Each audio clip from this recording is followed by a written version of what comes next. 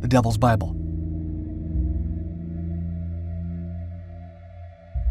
Very few sacred texts have ever existed with such powerfully sinister associations and connotations as the Codex Gigas, also known as the Devil's Bible, so called because of the 50-centimeter tall illustration of the devil, which occupies an entire page within.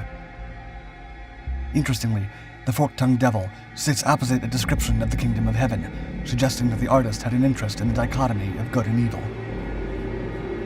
Famous for its sheer size, as well as its many intricate illustrations, the Devil's Bible is a 13th century manuscript from Bohemia in what is now part of the Czech Republic.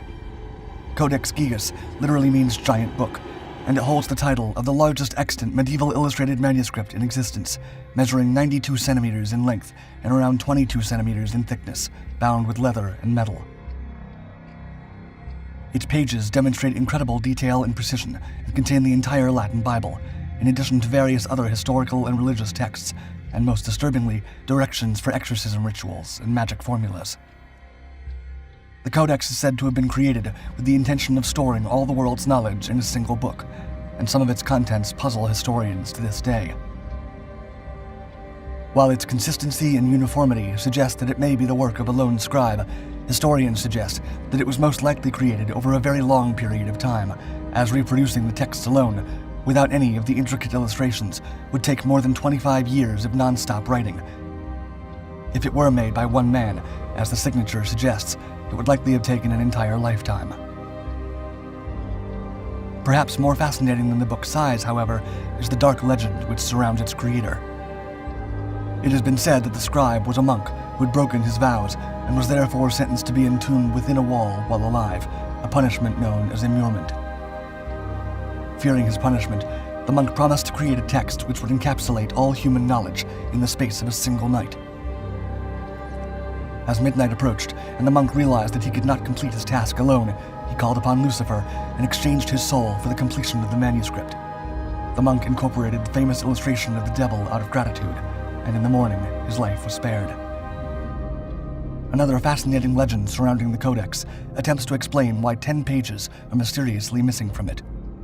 The Curse of the Devil's Bible, as the story is known, describes how the book was sold by the monastery during times of hardship and ended up in the hands of the Roman emperor, who became increasingly fascinated with the Codex Gigas. His fascination grew into paranoia, which resulted in him being overthrown by his family. The book ended up in Stockholm's Royal Library, where in 1697 a wildfire broke out. The librarian ordered books to be thrown from the windows to protect them, and it was during the fall from the library's window that 10 pages fell out of the Codex. However, historians and scholars suggest that the pages were intentionally torn out and may still exist in a private collection somewhere. The Devil's Bible now resides in the National Library of Sweden, and experts hope it may one day be reunited with the missing pages. Obsidian Mirror. From 1558 until the 1570s, a man named John Dee was responsible for advising Queen Elizabeth I of England, and his methods involved an unusual combination of science, mathematics, astrology, and divination. John Dee's eccentricities developed over time, and he became infatuated with the occult, even attempting to communicate with angels through the use of scryers. He also began to collect mystical artifacts such as crystals, relics, and mirrors. One such artifact is the famous obsidian mirror, a form of spirit mirror made from highly polished volcanic glass.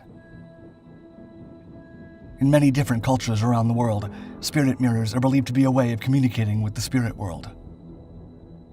In his efforts to summon images of angels in the mirror, John Dee worked with a medium and criminal named Edward Kelly, who claimed to be able to see spirits and transmute base metals into gold. The pair held numerous seances using the item, many of which were documented. However, the true origins of this artifact remained unknown for many years, and nobody knows exactly how Dee came to possess it. It was only in 2021 that researchers published the findings of an investigation into the source of the mirror. By analyzing the chemical composition of the mirror with X-rays, they determined it to be of Mexican origin and closely related to two other known Aztec spirit mirrors. Aztecs believed obsidian to have medicinal and spiritual healing properties, and it was a highly valued commodity. Obsidian mirrors were crafted for their alleged ability to capture the soul of a person, and a number of them were sent back to Europe by Spanish conquistadors. It seems likely that Dee, on his travels, had sought out an obsidian mirror after hearing of its powerful occult properties. Today, John Dee's obsidian mirror is on display in the British Museum in London. Teufelsbrücke. Prior to the construction of the Gotthard Tunnel, which connects northern and southern Switzerland, those making the journey were forced to cross the Schulinen Gorge and the Teufelsbrücke, also known as the Devil's Bridge.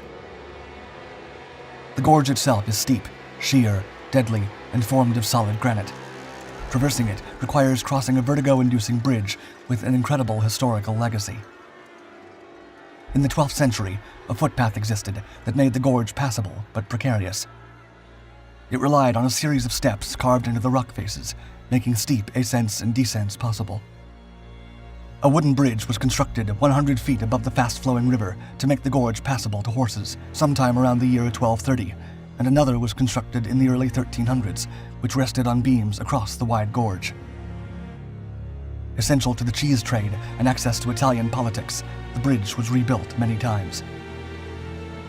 The construction of the original bridge has been variously attributed to the mountain-dwelling Walser people, a blacksmith from the nearby village, and, most famously, the devil.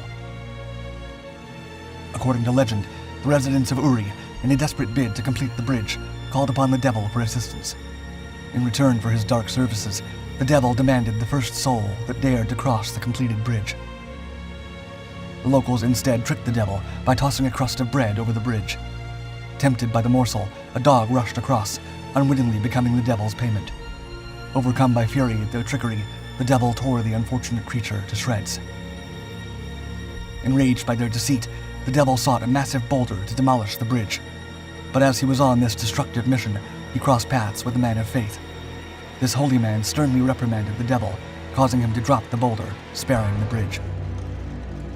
The bridge itself has been rebuilt many times since, and it was the site of one of the critical battles of the Napoleonic Wars, which saw it sabotaged to prevent the crossing of armies.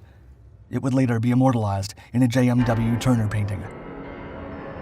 We still do not know who built the original Devil's Bridge, but nearby there does indeed stand a large boulder known to all as the Devil's Stone.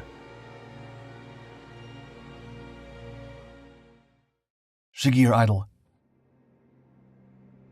Discovered more than 100 years ago and crafted more than 12,000 years before that, the Shigir Idol is the oldest known wooden sculpture in existence. It's also believed that it may be the first man-made depiction of evil. For context, this is more than twice as old as the Great Pyramid of Egypt. The idol, found by gold miners at a depth of 4 meters in a Russian peat bog, was extracted in 10 fragments and pieced back together to create a sculpture that stood almost 3 meters tall. However, a later 1914 reconstruction proposed an alternative configuration of the fragments, reaching a height of 5.3 meters.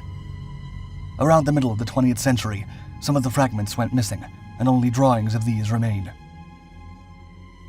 The Shigir idol was carved from a larch tree that was 159 years old when it was felled, sometime near the end of the last ice age as Eurasia began to warm. The top of the Shigir idol features a human head and face.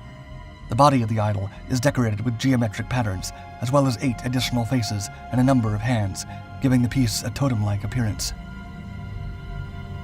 The expression worn by the main face has been interpreted in different ways. To some, it is singing, but to others, it appears to be screaming in anger or agony. The consensus tends to agree, however, that the being it depicts is malicious. Some historians have proposed that the idol contains a hidden narrative, telling the creation story that its carpenter believed. Others have proposed that the patterns on its surface may in fact function as a navigational map, or that the idol once stood as a sign of danger to those who encountered it, warning them not to enter a particular area. As fascinating as the idol itself is, the implications of such an ancient piece of ritual art are even greater. The discovery of the idol, and the fact that it far predates any known comparable pieces, has entirely reshaped how historians look at the history of art. The Devil's Footprints. Embedded in hardened volcanic rock, these mysterious human-like footprints suddenly appeared on the slopes of the Rocca Monfina volcano near Campania, Italy, in the late 18th century. A torrential downpour of rain had lashed the landscape and loosened tons of volcanic rock. The resulting landslide generated a catastrophic wave of water and ash that crashed through the valley near the village of Torre El Pichili, destroying a local mill. The devastation appeared to be of an apocalyptic scale, as if ripped straight from the pages of the Bible. Locals, in a state of awe and disbelief, stumbled upon a trail of footprints leading away from the heart of the volcano. The conclusion was startling and eerie. Only the devil himself, they reasoned, could have possibly forged such a path. Who else could dare to tread through the fiery inferno of molten lava or leave such unmistakable imprints in the hardened face of solid rock? Even though there were 3 distinct tracks of footprints, as well as a few handprints, the devil's footprints were genuinely believed by many to have been Satan's mark on the surface of the earth. This remained the prominent explanation until 2002, when archaeologists examined the footprints and confirmed them to have been made by bipedal hominids some 350,000 years ago, making them the oldest known hominid footprints outside of Africa at the time. The 3 individuals who made these tracks are believed to have been ancestors of the Neanderthals, a little over 5 feet tall, and most likely fleeing the volcano. It seems that the tracks were made as the 3 hominids attempted to escape an eruption, and that the volcanic ash which followed served to preserve their hastily made footprints. Their Z-shaped path suggests that they employed a switchback method of descending the dangerously steep slope, steadying themselves with their hands where necessary. Due to the size of the prints, it has also been suggested that the individuals may have been children. One researcher from the University of Padua said, quote, "These tracks give us unique insight into the activities of some of the earliest known Europeans, and that, quote, it is reasonable to infer that these humans actually witnessed the eruption. We cannot deduce, however, whether they managed to escape the resulting lava flow. Their reason for being at the mouth of a volcano will always remain a mystery, but mankind's innate curiosity seems as likely an explanation as any." Are you ready to unlock the secrets of the past? Subscribe now to Dark Five's brand new Ancient Mysteries channel and embark on a journey to uncover the most enigmatic and awe-inspiring mysteries of ancient times. Leave a comment if there are any ancient mysteries you want us to explore in upcoming videos.